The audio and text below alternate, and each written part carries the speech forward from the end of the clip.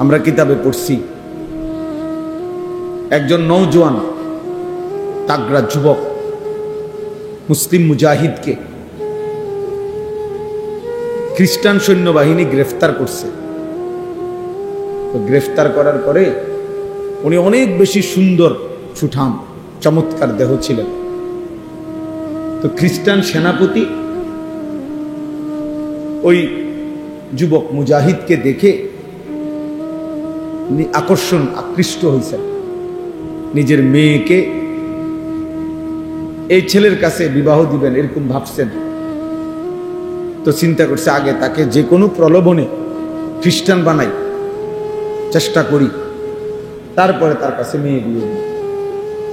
তো বহুভাবে ওনাকে প্রলোভন দিছে, হুমকি ধমকি দিছে, উনি কোনোভাবেই মাথা নোয়ায় না। শেষ পর্যন্ত বন্দি করছে। আমরা উর্দু কিতাবে পড়ছি ওই যুবক মুজাহিদ এবার ওনার কামরার মধ্যে ওই সেনাপতি তার সুন্দরী মেয়েকে একাকী দিয়ে দিছে আর বলছে তুমি তোমার রূপ যৌবন দিয়ে যে কোনো ভাবে তাকে গুনাহে বাধ্য করবা। তো 3 দিন ওই মেয়ে ওই ঘরে ছিল। 3 দিন পরে সে বের হয়ে তার বাবাকে বলছে যে হে বাবা, নিশ্চিত ইন্নাহু হাজারুন আম শাজারুন, এই যুবক নিশ্চিত হয় পাথর নয়তো কোনো গাছ। সে আসলে কোনো মানুষ না, মানুষের কোনো অস্তিত্ব, প্রাণ, অনুভূতি তার মধ্যে নাই। লা ইয়ালতাফিতু ইলাইয়া মাররা, সে তো আমার দিকে একবারের জন্য চোখটা তুলেও তাকায় না। আমি আমার সব চেষ্টা করছি। তাইলে আলাইকুম আনফুসাকুম, নিজেকে মজবুত করা অনেক বড় নিয়ম, কষ্টসাধ্য কাজ, কষ্টসাধ্য কাজ, কিন্তু সম্ভব। সম্ভব, আল্লাহর দয়া হলে সম্ভব। এই সমাজে আমরা বাহ্যিকভাবে দেখলে মনে হয় নাফরমানির সয়লাভ, অসভ্যতার সয়লাভ, কিন্তু আলহামদুলিল্লাহ এর ভিতর দিয়েও হাজারো লাখো পাক্কা মুমিন ইমানদার নারী, পুরুষ, যুবক, কিশোর, বুড়ো আছে আছে যে 1000 বার জীবন দেবে প্রয়োজনে, কিন্তু আল্লাহর নাফরমানি করবে না। হারামের 1 লোকমা নেবে না, হারামের 1টা টাকা নেবে না। এই ভালো মানুষ, এমন উত্তম মানুষদের বরকতেই বাকি বাটফার সিটাররা খাইয়া যাইতেছে। ইমানদারদের বরকত, কোরআনওয়ালাদের বরকত, দ্বীনওয়ালাদের বরকত, আল্লাহকে সেজদা দেনওয়ালাদের বরকত। এটাই সত্য। এই পৃথিবী, আসমান এবং জমিন টিকে আছে আল্লাহ তাআলার নামের উপর, তাওহীদের উপর, লা ইলাহা ইল্লাল্লাহর উপর। যেদিন আল্লাহ এই নাম থাকবে না, তো সেদিন আসমান ও জমিন থাকবে। তাহলে আল্লাহর নামের উপরে কি টিকে আছে? আসমান ও জমিন টিকে আছে। তাওহীদের উপরে কায়নাত টিকে আছে। কোন বাটপার, সিটার, সুদখোর, হারামখোর, কোন বখাটে, দুশ্চরিত্র তাদের জন্য না। তারা ইমানদারদের উসিলায়, তারা প্রিয় বান্দাদের, আল্লাহর অনুগত বান্দাদের বরকতে ওরা খায়, ওরা চলে। এই জন্য বাফ, ইসলাহি মজলিস ছোট হোক, 10 জন হোক, 1 জন হোক, খুব দাম। কারণ নিজের পরিবর্তন, নিজের আখলাকের পরিবর্তন, নিজের জিন্দিগির পরিবর্তন, এই ফিকির আসা, গুনাহমুক্ত জীবন গঠন, আল্লাহর ইবাদতে অভ্যস্ত জীবন গঠন, এই কথা বিবেকে আসা, দিলের মধ্যে বসা অনেক বড় নিয়ামত। আমল তো কম বেশি পরে না করবেন, আগে তো দিলে বসতে হবে এই কথাটা যে আমার আল্লাহকে মানা উচিত, আমার গুনাহ ছেড়ে দেওয়া উচিত, আমার আল্লাহর আদেশ পালন করা উচিত। হাজারো লাখো যুবক, কিশোর, নারী, পুরুষ 30 বছরেও 40 বছরেও নাফরমান তো এটা বুঝেও না যে এটা গুনাহ, সেটা ভাবেও না। আজকে 30 বছর টানা প্রতিদিন এক তালে সুদ খায়, এই হারাম করে তো জানেই না এটা গুনাহ। 30 বছর ধরে প্রতিদিন ব্যবসা করে, প্রতিদিন ওজনে কম করে, প্রত্যেক দিন মিশা কথা বলে। এই বেঈমান তো জানেই না, এই নাফরমান তো জানেই না এটা গুনাহ, সে তো এটা কি বোঝেই না, তার কলিজার ভিতরেই তো নাই। কোনদিন 1 বছর 2 বছর কোনদিনই ফজরের নামাজ পড়ে না এমন কিশোর, এমন যুবক কোনদিনই ফজরের নামাজ 365 দিনের একদিনও ফজরের নামাজ পড়ে না। তাহলে এই জানোয়ার তো জানেই না আল্লাহ কি, আখিরাত কি, পরকাল কি, আবার বিচার কি, তা হাসর কি।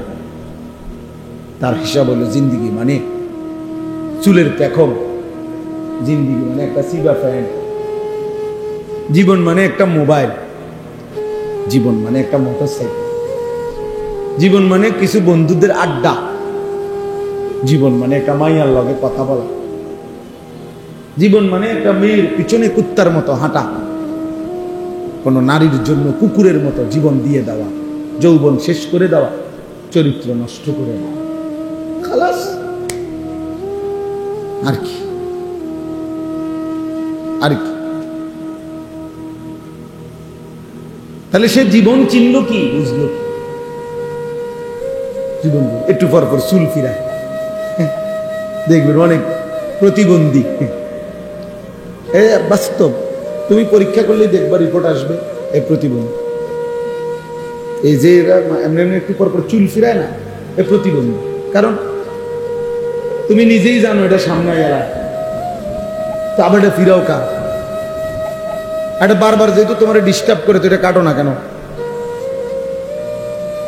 একটা যুক্তি তো থাকবে যে আমি একটা জিনিস আমার বারবার প্যারেশান, বিরক্ত লাগতেছে, আমি এটা সরামু না। তাহলে সে নিজেই আসে, নিজেই ফিরা, নিজেই ফিরা, সারাদিন তার একটা হাত চুল ঠিক করে নিয়ে ব্যস্ত। এটা অসুস্থ না, এটা প্রতিবন্ধী না, তার ফিরা মানসিক সমস্যা তার।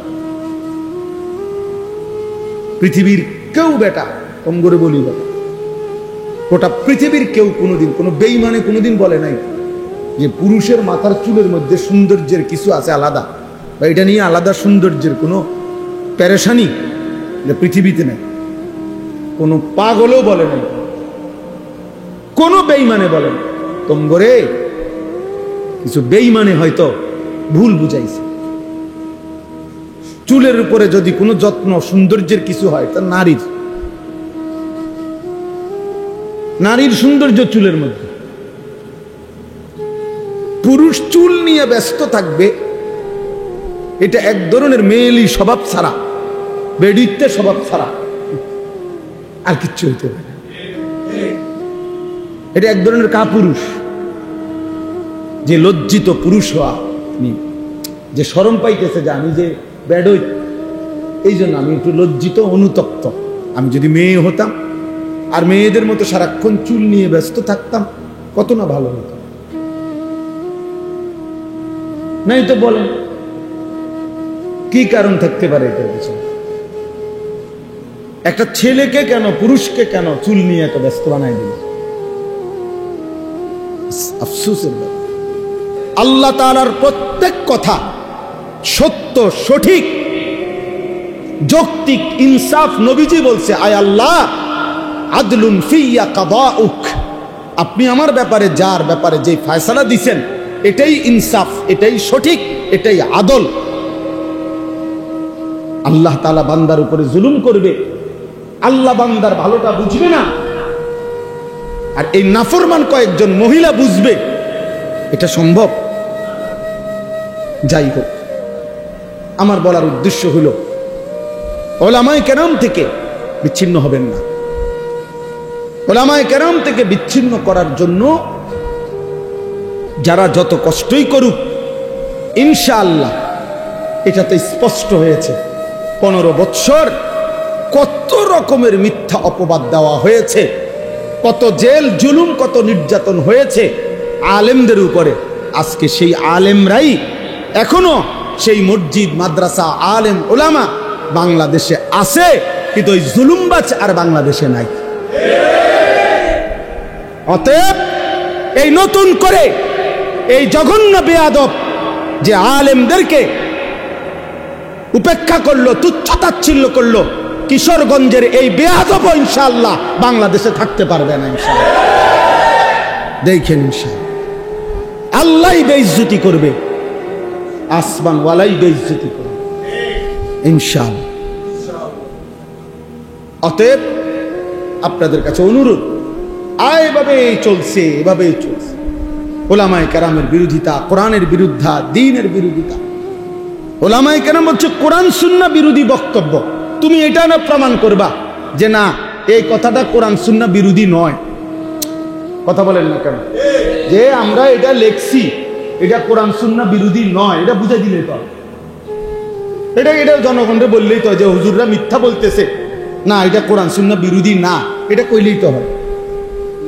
অথবা এটা বলেন যে কোরআন সুন্নাহ বিরোধী কথা বাংলাদেশের 95% মুসলমান মানতে হবে, এটা তো এটা কইয়া দেখো না, চাই না আমরা। এরপরে না আমাদের জনগণ মুসলমান প্রতিবাদ করে কিনা দেখা যাবে। মুসলমান তো এখনো মরে নাই, ইমানদার তো এখনো কি করে নাই, সবাই মরে নাই। এই জন্য আমি আপনাদের কাছে বললাম, আমরা প্রত্যেকে ইনশাআল্লাহ এই কোরবানি কিছুদিন আগে, কয়েক বছর আগে আমি নিজেও একবার পত্রিকায় দেখছি, এক ভদ্রলোক পরামর্শ দিছে কোরবানিতে এই ব্যাপক পশু জবাই না করে এগুলো গরিব দুঃখীকে দান করে দিলে ভালো হতো। হেতের বুদ্ধি, হেতের বুদ্ধি। অর্থাৎ শরীয়তের একটি বিধানের জন্য যে টাকাটা খরচ হয়, এটা শরীয়তের এই বিধান পালন না করে উনার গরিব দুঃখীর লেগে মায়া লাগছে, গরিব দুঃখীর লেগে তুমি ভিন্ন টাকা উঠাইয়া মানুষদেরকে ভিন্নভাবে দান সৎকার করার জন্য উৎসাহিত করতে পারো না? এই দেশের মানুষ কোরবানির টিহা দিলে গরিবদের দিতে হইব কেন? গরিবকে আলাদা টাকা দেওয়ার জন্য উৎসাহিত করতে আলেম ওলামারা নিষেধ করছে। কথা বলেন না কেন? নিষেধ করছে। আমরা বলছি যে গরিব দুঃখী এতিম অসহায়কে দিয়েন না, তো তুমি কোরবানির টাকা দিয়া গরিব দুঃখীর দিবা কেন? কোরবানি না দিয়ে, এটা তো শরীয়তের বিধান। শরীয়তের বিধান কিনা? সাহাবায়ে কেরাম জিজ্ঞাসা করছে, মা হাযিহিল আদাহি, হে আল্লাহ রাসূল কোরবানিটা কি? নবীজি বলছে, সুন্নাতু আবিকুম ইব্রাহিম, তোমাদের পিতা ইব্রাহিমের সুন্নাত। এবার নবীজিকে জিজ্ঞাসা করছে, ফামা লানা ফিহা ইয়া রাসূলুল্লাহ, হে আল্লাহর রাসূল কোরবানি করলে আমাদের লাভ কি? নবীজি বলছে, বিকুল্লি শাআরাতিন হাসানা, প্রত্যেকটি পশমের মধ্যে এক একটা নেকি। তাহলে কোরবানি মানে পশু জবাই শুধু? এটা ইবাদত, পশমে পশমে নেকি। আচ্ছা আরো শুনেন, নবীজি সাল্লাল্লাহু আলাইহি সাল্লাম বলেন, মা আমিলা আদমিন মিন আমালি ইয়াউমিন নাহর আহাব্বা ইলাল্লাহ মিন ইহরাকিদ দাম। আল্লাহ নবী সাল্লাল্লাহু আলাইহি সাল্লাম বলেন, কোন মানুষ কোরবানির দিন আল্লাহর সবচেয়ে প্রিয় উত্তম আমল যা করে কোরবানির দিন, সেটা হলো ওই পশু জবাই। এরপরে নবীজি বলেন, এই হাদিসের 4টা অংশ, এই প্রথম অংশ বললাম। দ্বিতীয় অংশ নবীজি বলেন, ইন্নাহু ইয়াতি ইয়াউমাল কিয়ামাতি বিকুরুনিহা ওয়া আশআরিহা ওয়া আজলাফিহা, ওই ব্যক্তি কোরবানি যে করলো, কিয়ামতের দিন সে ওই প্রাণীর শিং, পশম এবং আজলাফ মানে খুর, পায়ের যে খুর আছে না, এই খুর, নবীজি বলেন সে শিং, পশম এবং খুরগুলো সহ হাসরের ময়দানে মিজানের পাল্লায় ওজনের জন্য নিয়ে আসবে। এখন কি অর্থ? কি অর্থ? হইল শিং, খুর এবং পশম, পুরা সারা শরীর চামড়ার পশম, তাহলে এগুলো যেহেতু মিজানের পাল্লায় ওজন হিসাবে দিব, তো গোস্তটি হালাই দিব, তোমার তো গোস্ত হালাই দিব, এটা নি বুঝাইছে? বুঝাইছে মানে শিংটাও বাদ যাবে না, খুরটাও বাদ যাবে না, একটা পশমও কি যাবে না, বাদ যাবে না, পুরো আস্থা তার কোরবানিটা তার মিজানের পাল্লায় উঠানো। কি পরিমাণ নেই কি হবে, কি পরিমাণ নেই কি হবে? এটাকে খামখেয়ালি? এটা শুধু গরু জবাই। এরপরে 3 নম্বর অংশ, নবীজি সাল্লাল্লাহু আলাইহি সাল্লাম বলেন, ওয়া ইন্নাদ দামা লা ইয়াকাউ মিনাল্লাহি বিমাকানিন ক্বাবলা আন ইয়াকা মিনাল আরদ। অর্থ কি? আগে কুরবানকে কুরবান বলে কেন? মানে এই যে পশু জবাই করার এই উৎসবটাকে, ইবাদতটাকে কি বলে? কুরবানি বলে। কুরবান অর্থ হলো, কুরবান শব্দটি আরবি, এই আমি যে আয়াত পড়ছি এখানে আছে, ইজ কাররাবা কুরবানান। তো কুরবান শব্দের অর্থ হলো কুরব, নৈকট্য অর্জন করা, কারো ঘনিষ্ঠ হওয়া। মানে কুরবানির মাধ্যমে সবচেয়ে কম সময়ে বান্দা আল্লাহর ঘনিষ্ঠ হয়, নৈকট্য অর্জন করে, এই জন্য কুরবানকে কুরবান বলা হয়। এখন সবচেয়ে কম সময়ে মানে কি, এটা আপনি ব্যাখ্যা দিলে বুঝবেন। ওই হাদিসের অর্থের জন্য বলতেছি, আপনি এমনি আগে বাংলায় বোঝেন, তাইলে হাদিসের তর্জমা বুঝতে সুবিধা হবে। মনে করেন একটা গরু, ছাগল, ভেড়া, বকরি, দুম্বা, মহিষ, এটারে মাটিতে শোয়াইল জবাইয়ের জন্য, কেমন? এখন আপনি বলেন এই গলা আর মাটি, মানে যে গলাটা যে শোয়াইল জবাই করার জন্য, গলাতে তো কি লাগাবে?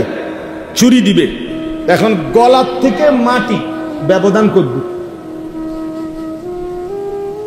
1 হাত, আধা হাত, 1 বিঘা, অথবা 4 আঙ্গুল 5 আঙ্গুল। আচ্ছা ধরি আমরা 1 বিঘত, সর্বোচ্চ 1 বিঘা কি 1 বিঘত, এর বেশি তো হবে না। তাহলে গলা থেকে মাটি ব্যবধান 1 বিঘত।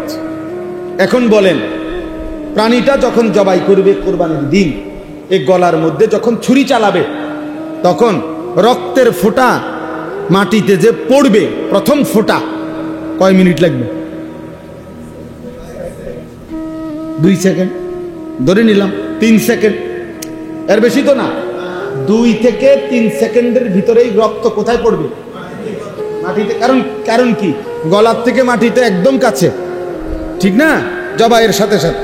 এই নবীজি সাল্লাল্লাহু আলাইহি সাল্লাম বলেন, ওই হাদিসের অর্থ, কোরবানির দিন বান্দা যখন ওই প্রাণী জবাই করে, তো রক্তের প্রথম ফোঁটা জমিনে পড়বার আগেই 7 আসমানের ঊর্ধ্বে আল্লাহর আরশে পৌঁছে যায়।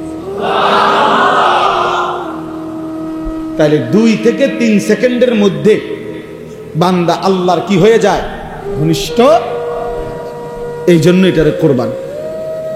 এত দ্রুততম সময়ে বান্দা আল্লাহর নৈকট্য হাসিল করে, এই জন্য এটাকে কোরবান বলে।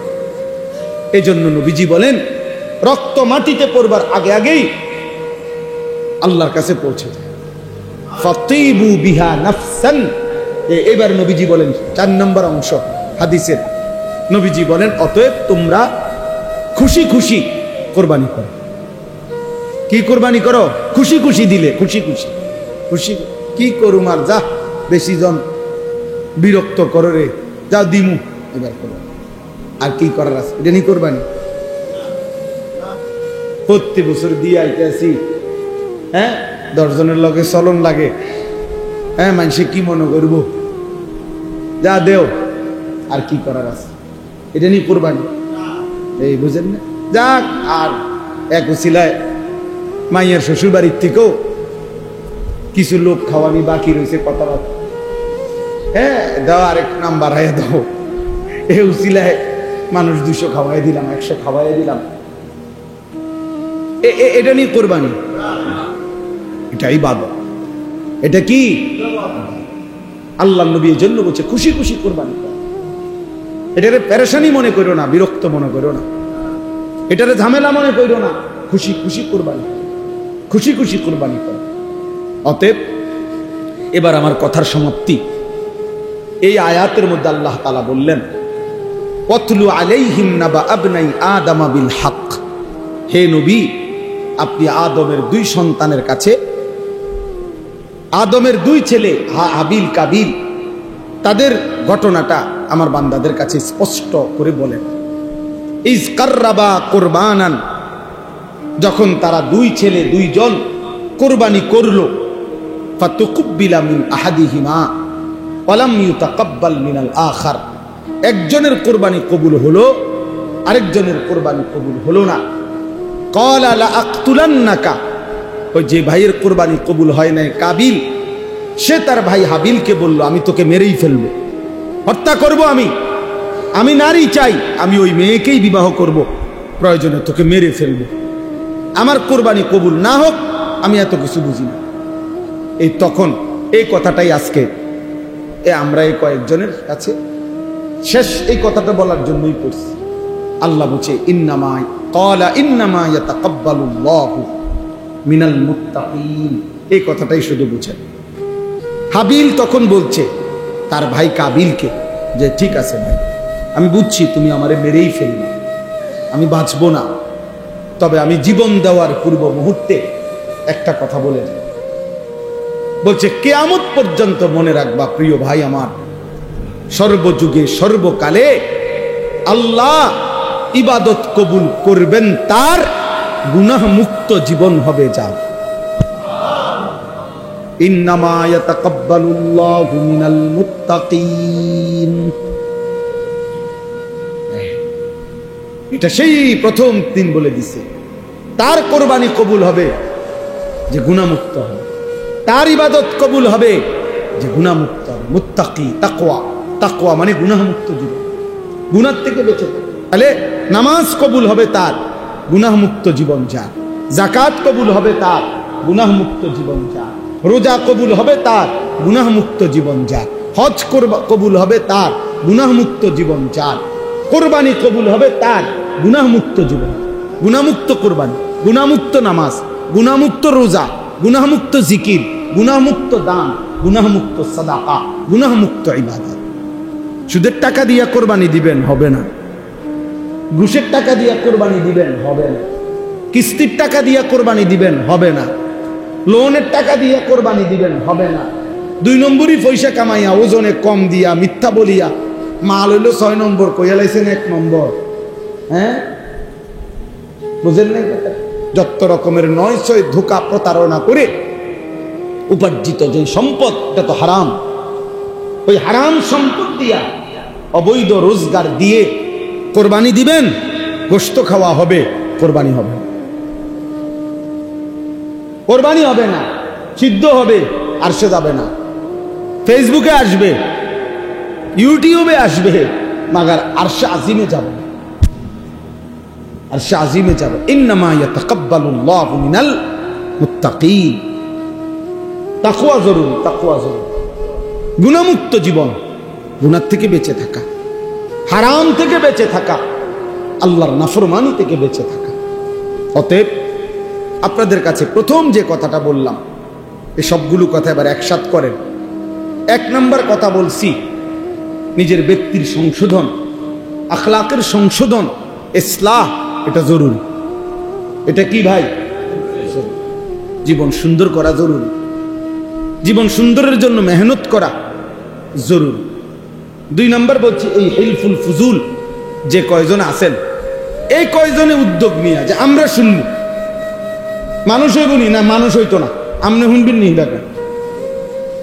এই নিয়তে প্রতিনিয়ত ইসলাহি মজলিসের আয়োজন করেন। দেখবেন ইখলাস ও তাকওয়ার বরকতে আল্লাহর বান্দাদের দিলের মধ্যে ছুঁয়ে যাবে, ছুঁয়ে যাবে। আর 3 নম্বর কথা হলো, উলামায়ে কেরাম থেকে কোনোভাবেই আমরা বিচ্ছিন্ন হব না। উলামায়ে কেরামের বিরুদ্ধে যারা কথা বলবে, আমরা তাদেরকে প্রত্যাখ্যান করব। 4 নম্বর কথা হলো, কুরবানি সহ নামাজ, রোজা, কুরবানি, হজ, সমস্ত ইবাদত, দান, সাদাকা, জিকির, তেলাওয়াত, সমস্ত ইবাদতের ক্ষেত্রে গুনাহমুক্ত থাকা, গুনাহ থেকে বেঁচে থাকা, এটা বাধ্যতা। এটার দিকে নজর রাখা। আল্লাহ আমাদের প্রত্যেককে তৌফিক দান করেন। আল্লাহ তাআলা আজকের এই মজলিসকে কবুল করে নেন। আল্লাহ তাআলা আগামী দিনও এই মজলিসকে চালু রাখবার তৌফিক দান করেন। কোরআনুল কারীমের মধ্যে আছে আল্লাহ তাআলা বলেন, ইন্নামাল মুমিনুনা ইখওয়া ফাআসলিহু বাইনা আখাওয়াইকুম, নিশ্চয়ই মুমিনগণ পরস্পর ভাই ভাই, অতএব তোমরা তোমাদের পরস্পর ভাই ভাই প্রত্যেকে একে অপরকে সংশোধন করে দাও। কোরআনুল কারীমের মধ্যে আছে, ওয়া ইন তাইফাতানি মিনাল মুমিনিনা ইখতাতালু ফাআসলিহু বাইনাহুমা, তোমাদের ঈমানদারদের মধ্যে যদি দুই দল, দুই গ্রুপ ঝগড়া করে, মারামারি করে, তো তোমরা তাদের মধ্যে সংশোধন করে। কোরআনুল কারীমের মধ্যে আছে আল্লাহ তাআলা বলছেন, ফাত্তাকুল্লাহা ওয়া আসলিহু যাতা বাইনিকুম, তোমরা আল্লাহকে ভয় করো এবং নিজেদের মধ্যে সংশোধন করে রাখো। এরকম অনেক শব্দ কোরআনুল কারীমের মধ্যে আছে, ইন উরিদু ইল্লাল ইসলাহা মাস্তাতা'তু, নবীগণ মানুষকে আল্লাহর দিকে ডেকে তো এই কথা বলতেন যে, হে আমার জাতি, এই যে দিবানিশি তোমাদেরকে ডাকতেছি, এর উদ্দেশ্য তোমাদের সংশোধন, আর কিছুই না, তোমাদের জীবন গঠন। তাহলে ইসলাহ, সংশোধন, পরিবর্তন, জিন্দিগি আল্লাহ এবং রসুলের রঙে গঠন, আখিরাতের আলোকে জীবন সাজানো, এটা খুব জরুরি। এটা একজন মানুষের, একজন মুমিনের প্রধানতম ডিউটি, প্রধান ডিউটি, নিজেকে আল্লাহ তাআলার হুকুমের অনুগত করা, জীবন গঠন করা। ইয়া আইয়ুহাল্লাযীনা আমানু আলাইকুম আনফুসাকুম, কোরআনুল কারীমের মধ্যে আছে, হে ঈমানদারগণ, তোমরা প্রত্যেকেই নিজেকে আঁকড়িয়ে ধরো, তার মানে নিজেকে গড়ে তোলো, নিজেকে সাজিয়ে তোলো, ঈমান আমলের রঙে নিজেকে সাজাও। লা ইয়াদুররুকুম মান দাল্লা ইযা ইহতাদাইতুম, যদি তোমরা নিজেদেরকে হেদায়েতের উপরে উঠাইতে পারো তো পৃথিবীর আর কেউ তোমাকে পথভ্রষ্ট করতে পারবে না। আমি যদি বিশ্বাস করি ঈমান আমল আমার জিন্দেগি, আমার দিলের মধ্যে যদি আখিরাত বসে, কবরের ভয় বসে, গোটা পৃথিবী ল্যাংটা হোক, গোটা পৃথিবী নাফরমানিতে ডুবে যাক, আল্লাহ বলতেছে তোমারে আর কেউ পথ হারা করতে পারে না। তাহলে এমন অসংখ্য মানুষ দেখেন যে একটি সমাজের চারদিকে অসংখ্য অগণিত মানুষ নামাজ পড়ে না, কিন্তু কিছু মানুষ আছে এর ভিতরে দিয়েই প্রতিদিন 5 ওয়াক্ত নামাজ পড়ে। তো সে এটা বুঝছে, এটাই আমার জিন্দেগি। কলেজ ইউনিভার্সিটি তো আমাদের পরিচিত এমন অসংখ্য ছেলে আছে যেখানে চারিদিকে গুনাহ এবং ছেলে মেয়ে নারী পুরুষের অবাধ চলাফেরা, এর মাঝখানেও সে শতভাগ তার চোখ নামায়া রাখে, নিজেকে হেফাজত করে, 5 ওয়াক্ত নামাজ পড়ে। আলহামদুলিল্লাহ, এরকম অসংখ্য ছেলে আমাদের পরিচিত আছে। তাহলে কারো দিলের মধ্যে যখন আখিরাত ডুবে যায়, ঢুকে যায়, তো চারিদিকের সকলের নাফরমানিও তাকে আর প্রভাবিত করতে পারে। এমন অসংখ্য মানুষ আছে যাদের চারিদিকের সব ঘরে টেলিভিশন চলে, কিন্তু 40 বছর, 30 বছর, 50 বছরে তার ঘরে তার বিবি বাচ্চা এবং সে, তারা কোনোদিন টেলিভিশন দেখে না, এমন নাই। আলহামদুলিল্লাহ। এই জন্য আল্লাহ তাআলা বলছে, আলাইকুম আনফুসাকুম, নিজেকে আঁকড়িয়ে ধরো, নিজেকে গড়ে তোলো, নিজেকে সাজাও, তাহলে গোটা পৃথিবী মিলে কেউ আর তোমাকে পথভ্রষ্ট করতে পারবে, কেউ না। হযরত মাওলানা তারেক জামিল সাহেব, পৃথিবী বিখ্যাত মুবাল্লিগ, দাঈ। তো উনি বলেন যে আমি আমার দীর্ঘ 30-35 বছরের জীবনে গোটা ইউরোপ, আমেরিকা সহ সমস্ত দেশে, এমনকি এক এক দেশের প্রতিটা স্টেটে, প্রদেশে আমি সফর করছি। দিনকে দিন, বছরকে বছর, রাতকে রাত। কিন্তু উনি বলেন যে আমি আল্লাহকে সাক্ষী রেখে বলতে পারি, আমার এই নজর এই দীর্ঘ 25 বছর, 30 বছরের জীবনে ইচ্ছা করে কোনো বিভিন্ন নারীর দিকে তাকায়। অথচ যেখানে উলঙ্গপনা, বেহায়াপনা স্বাভাবিক, যেখানে পর্দা কিংবা ঢেকে ঢুকে চলা অস্বাভাবিক, সেইখানে, ওইখানের ব্যাপারে উনি বলতেছে, ওইখানে থাকার, চলার পরেও, যাওয়ার পরেও আমি আমার নজর হেফাজত করছি। তাইলে এই জন্য বললাম, আল্লাহ তাআলা বললেন আলাইকুম আনফুসাকুম, নিজেকে গঠন করো।